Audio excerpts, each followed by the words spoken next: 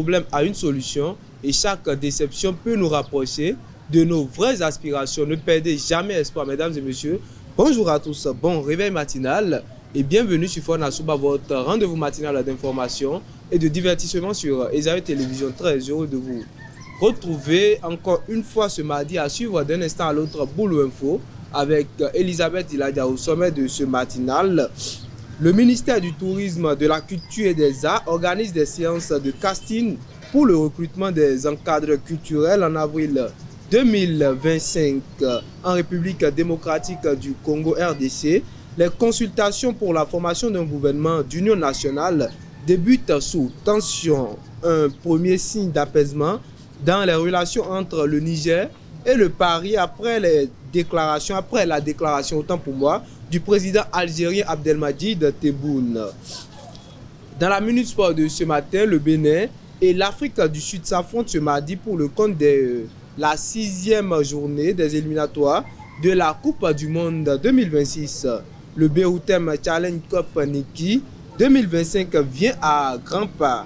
Le Ghana s'impose face au Madagascar et prend la première place de son groupe.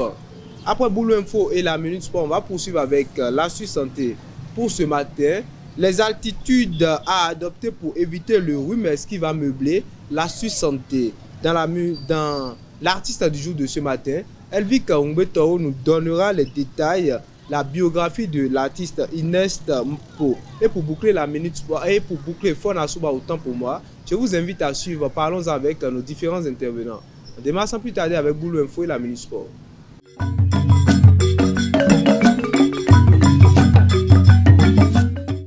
Boulou Info, c'est avec vous Elisabeth Iladia. Bonjour. Bonjour Midi. Bonjour à toutes et à tous et bienvenue dans Boulou Info. Le ministère du Tourisme, de la Culture et des Arts du Bénin annonce des séances de casting pour le recrutement des encadreurs culturels prévues les 23 et 24 avril 2025. Ces auditions concerneront les candidats ayant postulé en novembre 2024 et se dérouleront dans plusieurs centres à travers le pays, notamment à Bomé-Calavi, Porto-Novo et Paraguay. Les candidats doivent se munir d'une pièce d'identité valide, d'un stylo et de l'attestation de leur diplôme de BPC ou équivalent. Une délégation ministérielle a visité les collines le week-end dernier pour constater l'achèvement de projets visant à améliorer l'accès à l'eau potable. La ministre Mariam Diaouga Saka a salué les avancées, notamment la mise en service des barrages de Taïe-Tougon et Taïe-Toubo, ainsi que du site de traitement de l'eau pour les populations de Savet, Dassa, Glazoué et Anguiron. Elle a souligné que ces projets marquent la fin de décennies de pénurie d'eau dans la région grâce à la vision du président Patrice Talon. Encourager l'excellence scolaire et motiver les jeunes filles à persévérer dans leurs études, c'est l'objectif de l'ONG Femmes Guerrières d'Afrique pour le Développement qui a honoré les meilleurs élèves du lycée des jeunes filles de Paraguay. Une cérémonie pleine d'émotions où autorités scolaires membres de l'ONG et élèves ont partagé des moments de reconnaissance et d'inspiration. Revivez l'événement avec Mouidine Lawali. Encourager l'excellence académique et inspirer les jeunes filles à croire en leur potentiel, c'est l'objectif de l'ONG Femmes Guerrières d'Afrique. Une nouvelle action en ce sens a été posée à Parakou où l'organisation a honoré les meilleurs élèves du lycée des jeunes filles. Les lauréates ont reçu leur distinction sous le regard admiratif de leurs camarades et des représentants de l'école. Vous n'êtes pas sans savoir que c'est l'activité du 8 mars qui nous a réunis. Et cette activité a commencé le 7 passé par la sensibilisation. Donc au-delà de la sensibilisation, il fallait venir partager des expériences avec ces filles pour qu'elles puissent apprendre de nos erreurs et aussi apprendre pour parfaire les réussites qu'on a eu à partager avec elles, qu'elles s'en servent pour pouvoir mieux s'en servir dans la vie. Une initiative vivement saluée par l'administration du lycée, a commencé par sa proviseure qui voit en cet acte un levier puissant de motivation. Cette initiative est louable et nous invitons les autres ONG à penser au lycée de jeunes filles. Nous sommes à l'internat et nous n'avons pas cette occasion de recevoir des personnes extérieures et nous voudrions vraiment que ces genres d'occasions se répètent. De leur côté, les élèves primés n'ont pas caché leur joie et leur reconnaissance. Je tiens d'abord à remercier l'ONG parce que partir de ces prix qu'ils m'ont offert, ils m'encouragent d'aller encore plus au-delà de mes efforts fournis. Aujourd'hui, je suis vraiment heureuse et avec l'histoire que la dame nous a racontée, j'ai compris une chose. Dans la vie, il faut persévérer, il faut beaucoup patienter, il faut vraiment travailler parce que le monde d'aujourd'hui, c'est un monde d'excellence. Que Dieu les bénisse davantage pour qu'ils puissent venir ici les années à venir. Un geste qui marque les esprits et propulse un peu plus l'ONG Femmes Guerrières d'Afrique dans son combat pour l'émancipation et la réussite des jeunes filles béninoises. Hors de nos frontières, à Kinshasa, le président Félix Tshisekedi lance ce lundi 24 mars 2025 des consultations en vue de former un gouvernement d'union nationale. La majorité, la société civile et certains membres de l'opposition y participent, mais les principales formations de l'opposition boycottent ces discussions. Elle privilégie le dialogue initié depuis février par les évêques catholiques et les pasteurs protestants pour trouver un consensus sur les causes profondes des conflits à l'est du pays. Et pour finir, les tensions entre l'Algérie et la France connaissent un début d'apaisement après une déclaration du président algérien Abdelmadjid Tebboune. Lors d'une interview le 22 mars, il a affirmé que son unique point de repère restait le président Emmanuel Macron. Une déclaration saluée par les autorités françaises qui y voient une volonté de renouer le dialogue entre les deux pays. Cette déclaration intervient dans un contexte marqué par des tensions diplomatiques et des enjeux sécuritaires communs. C'est tout pour l'info de ce matin. Merci de nous avoir suivis. Merci à vous, Elisabeth Iladia, pour l'actualité matinale. Chers internautes, on retrouve Elvic Ngbeto pour la Minute Sport.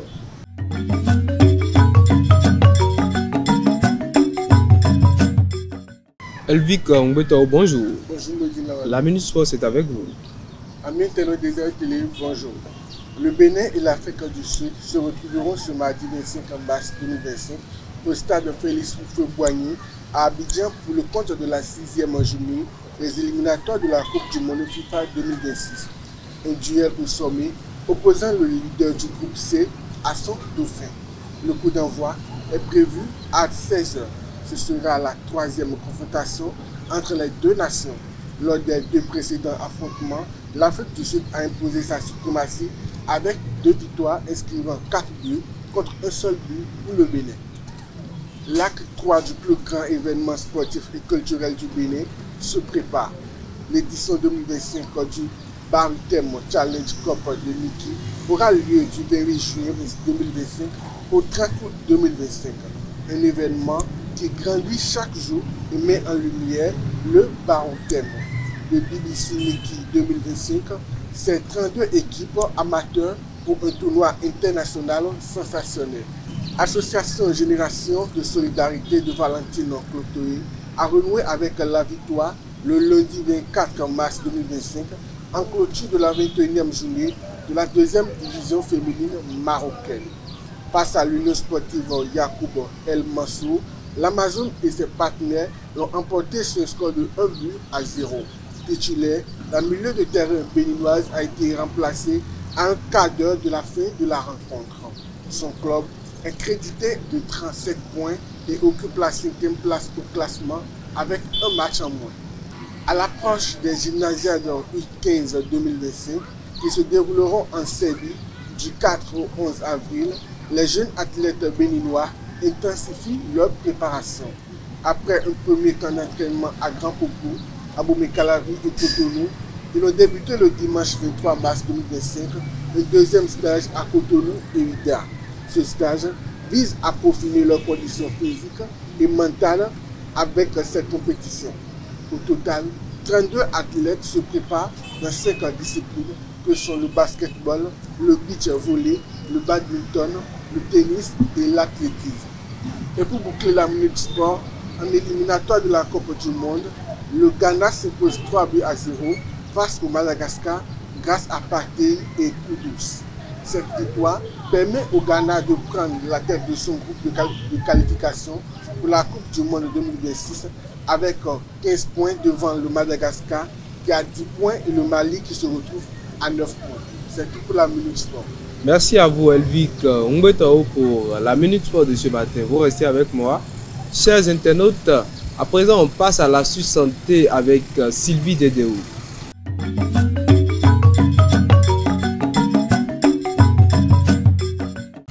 L'astuce santé, c'est avec vous, Sylvie Dédéo. Bonjour. Maudine Lawani, bonjour. Amis internautes de Zahel Télévision, bonjour. Le rhume des foins, aussi appelé rhinite allergique saisonnière, est une réaction allergique au pollen qui provoque éternuement, congestion nasale, larmoiement et fatigue. Voici quelques gestes simples pour réduire ces symptômes. Aérez votre maison en fin de journée. Cela limite l'entrée des allergènes durant la journée. Portez des lunettes de soleil en extérieur. Elles protègent vos yeux du pollen et réduisent les irritations. Évitez de dormir avec la fenêtre ouverte. Cela empêche le pollen de pénétrer dans la chambre pendant la nuit. Lavez vos cheveux régulièrement, surtout avant le coucher. Cela élimine le pollen accumulé et réduit les risques de réaction allergique. Fermez les fenêtres en voiture et limitez le vélo en période de forte pollinisation. L'exposition directe au pollen peut aggraver les symptômes. Si ces précautions ne suffisent pas, consultez un médecin pour un traitement adapté. C'est tout pour l'astuce santé de ce matin. Merci à vous, Sylvie Dédéo, pour l'astuce santé de ce matin. Chers internautes, on retourne du côté de Elvic Ngwetao, mais cette fois-ci dans l'artiste du jour.